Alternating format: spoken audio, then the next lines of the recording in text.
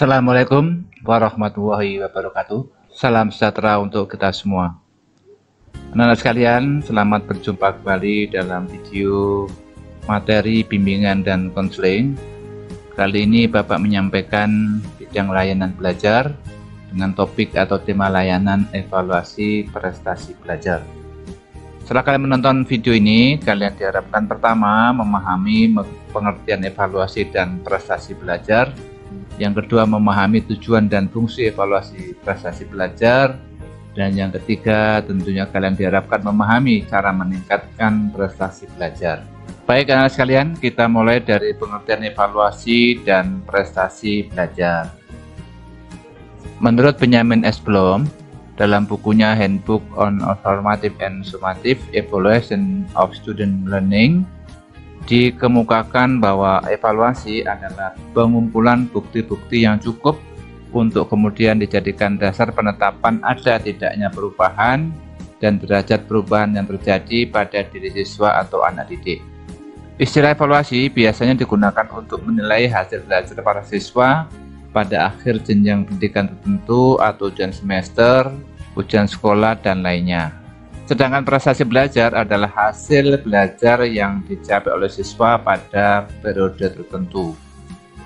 Jadi anak sekalian, yang dimaksud dengan evaluasi prestasi belajar adalah upaya yang dilakukan untuk memperoleh informasi penyebab keberhasilan dan kegagalan berkaitan dengan hasil belajar yang dicapai oleh seorang siswa dalam periode tertentu. Anak sekalian, berdasarkan pengertian evaluasi maupun prestasi belajar ini, tentunya anak-anak diharapkan bahwa prestasi yang kalian capai, terutama prestasi akademik, tentu dengan mata ini kalian bisa nanti adakan suatu evaluasi ya, suatu penilaian pada hasil belajarmu, apakah itu dalam penilaian harian, penilaian tengah semester, penilaian akhir semester, atau dalam ujian.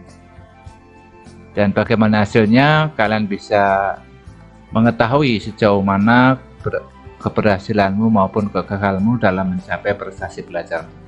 Agar lebih jelas apa tujuan fungsi evaluasi prestasi belajar dan bagaimana cara meningkatkan prestasi belajar, pastikan anak-anak simak terus video ini sampai selesai sehingga kalian mendapatkan gambaran yang lebih utuh. Baik anak sekalian, apa tujuan dan fungsi evaluasi? Pertama adalah untuk menentukan angka kemajuan atau hasil belajar para siswa. Nah, ini kalian lihat bisa ketika menerima rapor ya untuk kenaikan kelas atau penentuan kelulusan, ini juga sebagai laporan kepada orang tuamu ya. Kemudian yang kedua, untuk menempatkan para siswa ke dalam situasi belajar mengajar yang tepat dan serasi dengan tingkat kemampuan, minat, dan berbagai karakteristik yang dimiliki oleh siswa. Poin yang ketiga, tujuan dan fungsi evaluasi ini adalah juga untuk mengenal latar belakang siswa, baik psikologis, fisik, dan lingkungan. Nah, ini tentu saja berguna baik dalam hubungan dengan tujuan kedua, yang di atas ini maksudnya, maupun untuk menentukan sebab-sebab kesulitan belajar para siswa, sehingga dapat memberikan bimbingan dan penyuluhan pendidikan guna mengatasi kesulitan yang kalian hadapi.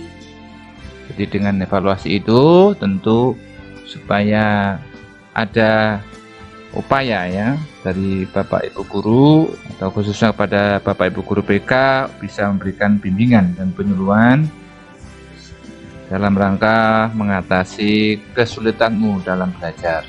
Kemudian juga sebagai umpan balik bagi guru. Nah, jadi dengan adanya evaluasi ini, Bapak Ibu Guru juga perlu umpan balik, akhirnya nanti digunakan untuk memperbaiki ya, baik proses mengajar belajarnya maupun juga untuk program perbaikan atau remedial bagi kalian yang memang belum berhasil. Kemudian anak sekalian, ada penyebab nilai siswa itu kenapa kurang baik. Ini ada beberapa kemungkinan. Yang pertama, tidak mempunyai buku materi pelajaran. Nah, ini kemungkinan di antara teman-temanmu atau kalian sendiri belajar hanya mengandalkan keterangan yang disampaikan oleh Bapak Ibu Guru mengajar di kelas. Jadi kurang mempunyai buku materi ya. Ini tentu kalian diharapkan tidak hanya mengandalkan ya belajar mengajar di sekolah, tapi juga kalian bisa menambah buku materi tersendiri yang relevan. Kemudian yang kedua, penyebabnya kemungkinan belajar kalau mau ulangan saja. Nah, ini tentu kebiasaan yang kurang baik. Seyogianya belajar itu adalah rutin ya, bukan hanya pada saat mau ulangan saja, tetapi dilakukan secara rutin. Kemudian penyebab yang ketiga kemungkinan adalah malu bertanya. Nah, ini biasanya pada umumnya seperti itu, padahal ada ungkapan bahwa malu bertanya sesat di jalan. Nah, oleh karena itu di sini kan anak agar nilaimu bagus tentu bila mana ada hal-hal yang kurang jelas atau materi kurang jelas ketika belajar di sekolah, itu sekalian jangan malu bertanya. Kemudian anak sekalian, apa saja kegiatan evaluasi itu? Ini ada beberapa cara yang dilakukan dalam kegiatan evaluasi. Pertama adalah membandingkan hasil prestasi belajar yang dicapai dengan standar atau norma keberhasilan atau ketuntasan yang telah ditetapkan. Ini artinya nomor satu ini adalah dalam kegiatan evaluasi, bila hasil belajar yang kalian capai itu lebih rendah dari norma yang ditetapkan, maka dapat disimpulkan bahwa hasil belajarmu belum tuntas atau belum berhasil. Yang kedua, mencari penyebab tidak ketuntasan hasil belajar. Kenapa ini kok belum tuntas? Kemudian cara yang ketiga adalah mencari kemungkinan upaya peningkatan hasil belajar.